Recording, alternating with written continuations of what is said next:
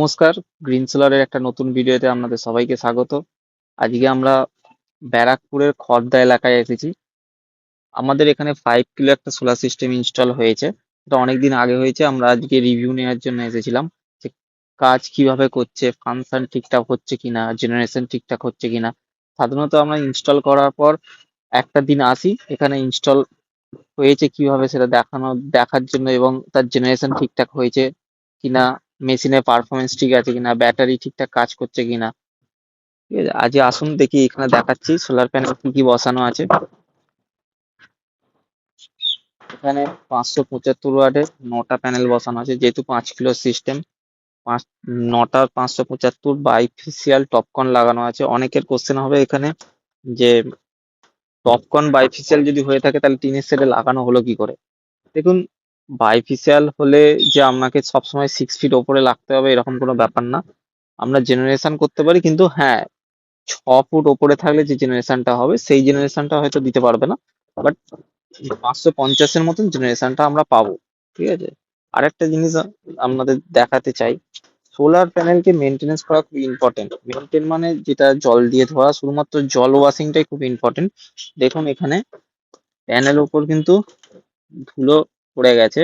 1 সপ্তাহ ইনস্টল হয়েছে, পরিষ্কার হয়েছে, কিন্তু শিশির এবং ধুলো মিলিয়ে এখানে এমন একটা ধুলোর স্তর পড়ে গেছে, যেটা পরিষ্কার করতে হবে, ভালো করে পরিষ্কার করতে হবে। এটা যদি ঠিকঠাক করে পরিষ্কার করা হয় তাহলে লং টাইমের জন্য ভালো পারফরমেন্স দেবে এবং ইলেকট্রিক সেভিং এর ব্যাপারটাও ঠিকঠাক থাকবে। অনেকের কোশ্চেন থাকে যে শেড আছে, আমার বাড়িতে শেড আছে, অ্যাডবেস্টার আছে, সেখানে আমরা লাগাবো কি করে। হ্যাঁ, সেখানে লাগানো পসিবল। দেখতে পাচ্ছেন আমরা এখানে ইনস্টল করেছি। ঠিক আছে, ক্লিপ ভাবে এমন ভাবে ইনস্টল করেছি, এমনই মজবুত ভাবে করেছি, এর উপর দিয়ে যদি হনুমানও ছুটে যায় কোনো সমস্যা হবে না, হাওয়ার কোনো প্রেসার ধরবে না।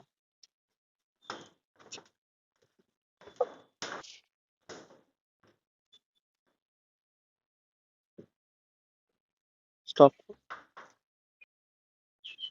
দেখুন, যে কোনো সোলার সিস্টেমে আর্থিং করাটা খুব ইম্পর্টেন্ট, স্ট্রাকচার আর্থিং করাটাও খুব ইম্পর্টেন্ট। অনেকের কোশ্চেন হবে এখান থেকে স্ট্রাকচার আর্থিং কিভাবে করা আছে। হ্যাঁ, প্রতিটা স্ট্রাকচারেই কিন্তু স্ট্রাকচার আর্থিং করা আছে, যেটা নিচে দিয়ে গেছে, অনেকে দেখতে পাবেন না এখানে, এবং ওয়ারিংটা এখান দিয়ে গেছে। আমরা এখানে লাইটিং অ্যারেস্টারটা বসিয়েছি। লাইটিং অ্যারেস্টারটা আমাদের এই কোণে আছে। লাইটিং অ্যারেস্টারটা একটু ইম্পর্টেন্ট। যে কোনো সোলার সিস্টেমে লাইটিং অ্যারেস্টারটা খুব দরকার আছে, বিশেষ করে টিনের শেড আছে বলে এখানে আরো বেশি করে দরকার। আমরা এখানে যে সিস্টেমটা বসিয়েছি, নিচে যে সিস্টেমটা বসানো আছে সেই সিস্টেমটা হচ্ছে লিথিয়াম ব্যাটারি সেট। আমরা আশা পাওয়ারে 6 কিলোওয়াটের সোলার একটা ইনভার্টার বসিয়েছি, যার সাথে লিথিয়াম ব্যাটারি ইনস্টল করা আছে, যাতে আপনি 100% ড্রেন করতে পারেন ব্যাটারি এবং আবার 100% ভর্তি করতে পারবেন। লেড অ্যাসিডের থেকে একটু প্রাইসটা বেশি হতে পারে, এর ওয়ারেন্টি টাইমটা খুব ভালো। 5 বছরের ওয়ারেন্টি টাইম দেওয়া হয়, কিন্তু এর লং টাইমের জন্য খুব ভালো। ঠিক আছে, লেড অ্যাসিডে অনেকের পছন্দ হয়ে থাকে। লেড অ্যাসিড লেড অ্যাসিডের বাজেটটা কম হতে পারে, কিন্তু লিথিয়ামের বাজেটটা অনেকটা বেশি, কিন্তু পারফরমেন্স দিক থেকে দেখতে গেলে লিথিয়াম অনেক বেটার। ঠিক আছে, আপনাদের নিচে পরে আমি দেখাবো। আমাদের সাবস্ক্রাইব করুন, আমাদের সাথে থাকুন, আমাদের ভিডিওকে দেখতে থাকুন। আগে উপরে সোলার বসাতে সিস্টেমটা থাকুন। দেখে এসেছি। ধন্যবাদ এখানে সবাইকে। আমরা নিচে সিস্টেম দেখছি আশা পাওয়ারের মেশিন, যার সাথে লিথিয়াম ব্যাটারি সাপোর্ট করা আছে।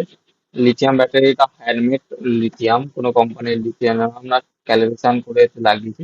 এর সমস্ত কিছু সেটিং করা আছে, রানিং লোড চলছে এই টাইমে।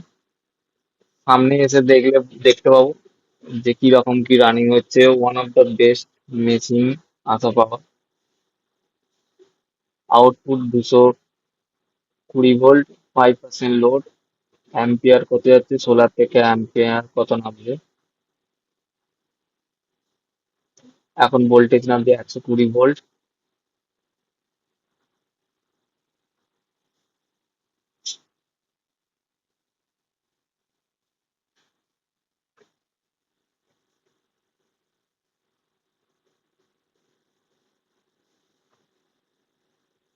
ঠিক আছে, ধন্যবাদ।